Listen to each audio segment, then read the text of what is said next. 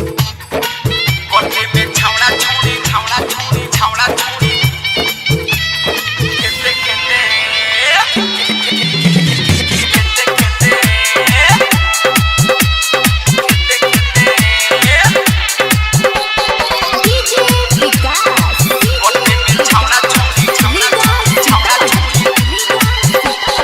Music director DJ Sandeep राजा। आए हाय करते में छावड़ा छौड़ी गोइन बाधराइल भागल खेते खेते हो दादा खेते खेते करते में छावड़ा छौड़ी गोइन बाधराइल भागल खेते खेते हो दादा खेते खेते आदत यो बड़ा छूटले बा गांव के लोग बड़ा छूटले बा रोजिना परी कलर रहे मुंह नाक ओकर फुटले बा छावड़ा कहत रहे छौड़ी से फिर नीलम लेते लेते हो दादा लेते लेते करते में छावड़ा छौड़ी गइल बा धराइल भागल खेते खेते हो दादा खेते खेते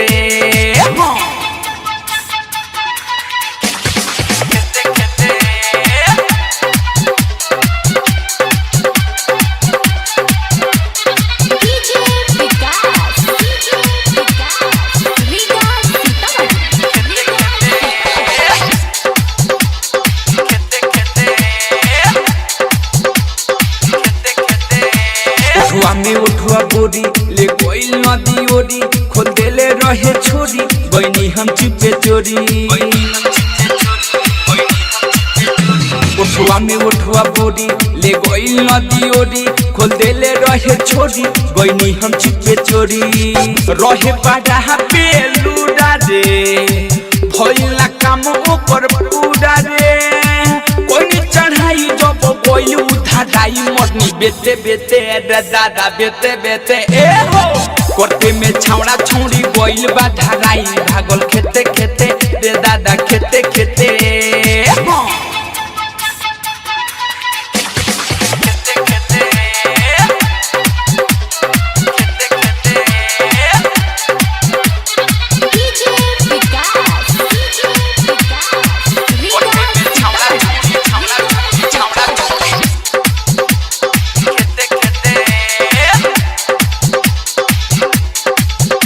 ना भइल पूरा खेला ले कोइलो पयो केला पहिले बातेला बेला अशोक अलबेला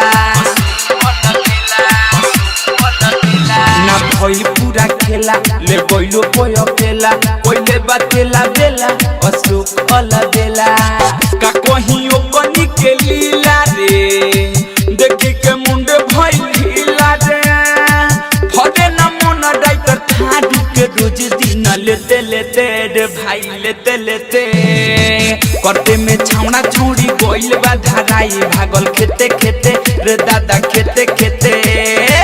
आदत यो बड़ा छूटले बा गांव के लोग बड़ा छूटले बा रोजिना परी कलर रहे मुंह नाक ओकर फुटले बा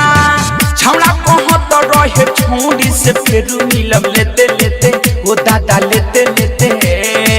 करते में छावड़ा छौड़ी गइल बा धराइल भागल खेते खेते हो दादा खेते खेते रिकॉर्डिंग स्टूडियो छावड़ा दानो।